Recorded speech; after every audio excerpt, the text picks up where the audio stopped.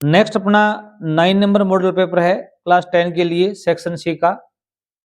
आपका हमारे चैनल पर स्वागत है। क्वेश्चन नंबर 6 देखिए। अभी इससे पहले हमने 8 मॉडल पेपर हल करा दिए आपको। अगर आपने नहीं देखे तो जरूर देखें। Fill in the blanks with appropriate forms of verb given in the brackets.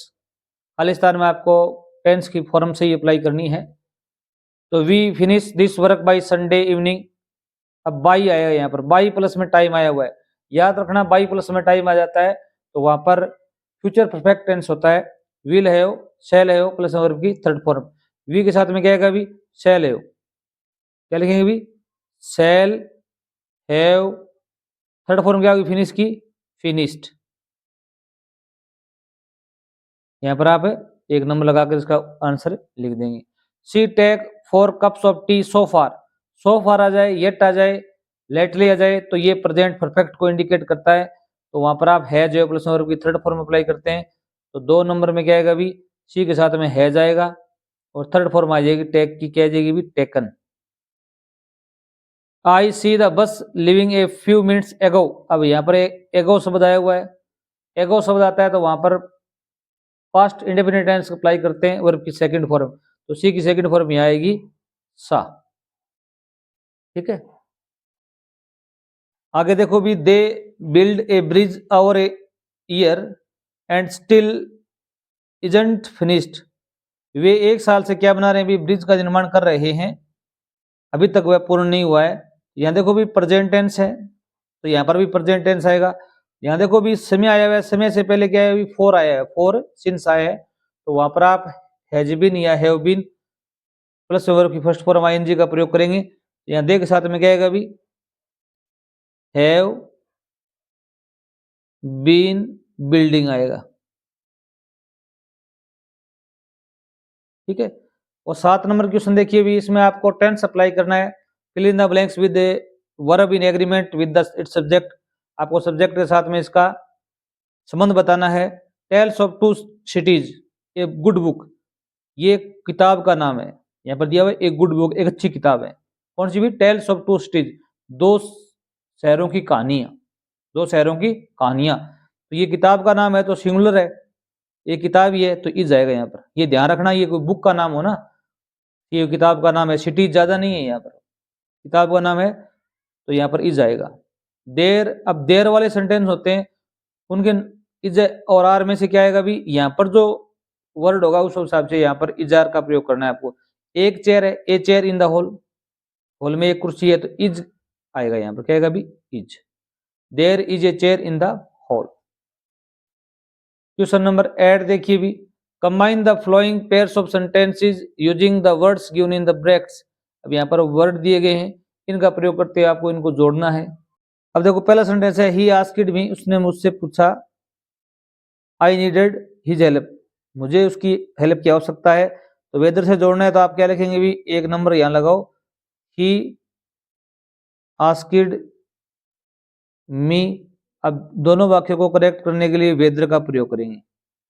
जब ऑप्शन पूछा जाए हाँ नाम है तो यहाँ इस वेदर का प्रयोग होता है।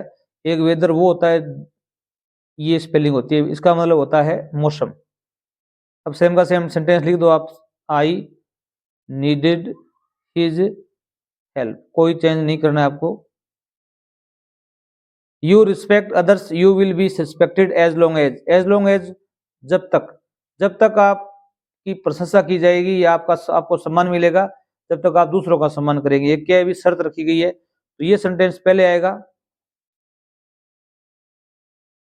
यू विल बी रिस्पेक्टेड, तुम्हारा आदर सम्मान किया जाएगा। एज लॉन्ग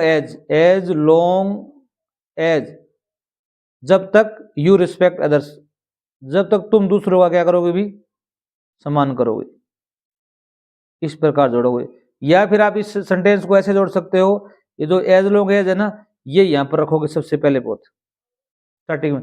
फिर ये सेंटेंस लिखोगे, फिर यहाँ जो फुल स्टॉप है इसको कॉमा में कन्वर्ट करोगे, फिर ये सेंटेंस लिख दोगे। As long as you respect others you will be respected. इस प्रकार भी लिखोगे तो भी सही होगा। पर तो यहाँ पर आप पहले एज लॉन्ग एज पहले यहाँ लिखोगे, फिर यहाँ फुल स्टॉप जो कॉमा है उसको फुल स्टॉप में बदलोगे। क्वेश्चन नंबर 9 देखो भी। Change the following sentence into passive ये पैसिव में कन्वर्ट करना है। प्रश्नवाचक आया हुआ है, इंटरोगेटिव सेंटेंस है, हैज हेल्पिंग वर्ब है, सब्जेक्ट ही है, पेंटेड वर्ब है, द डोर क्या है भी ऑब्जेक्ट है। तो हेल्पिंग वर्ब की जगह हेल्पिंग वर्ब आएगी, हैज है तो हैज भी आएगा। यहाँ पर ऑब्जेक्ट को क्या बनाना है, सब्जेक्ट बनाना है, द डोर ही की जगह आ जाएगा द डोर। डोर के साथ में हैज आएगा, हैव आएगा, हैज आएगा तो हैज का हैज लिखो।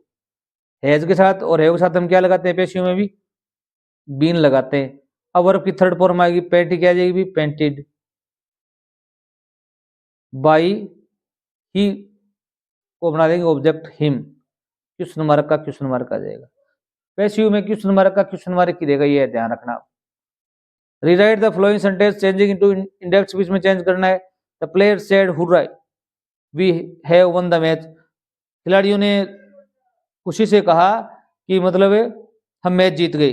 अब हुरे शब्द है वो क्या है अभी जॉय को व्यक्त करता है, तो आप लिखेंगे एक्सक्लेम्ड विद जॉय, ठीक है। द प्लेयर्स सेड की जगह लिखोगे भी एक्सक्लेम्ड विद जॉय। दोनों वाक्यों को कनेक्ट करने के लिए दैट का प्रयोग करते हैं एक्सक्लेमेटरी सेंटेंस में, और हुरे अल्लाह इन शब्दों को हम हटा देते हैं। वी चेंज होगा प्लेयर्स के अनुसार, तो यहाँ क्या आएगा भी दे आएगा, क्या आएगा भी दे, प्लेयर्स ज्यादा है। हैज चेंज हो जाएगा हेड में। थर्ड फॉर्म वन की वन आ जाएगी, द मैच क्या आ जाएगा भी द मैच आ जाएगा। इस प्रकार आप इनको पूर्ण कर सकते हो। धन्यवाद, अगले वीडियो में दोबारा मिलेंगे।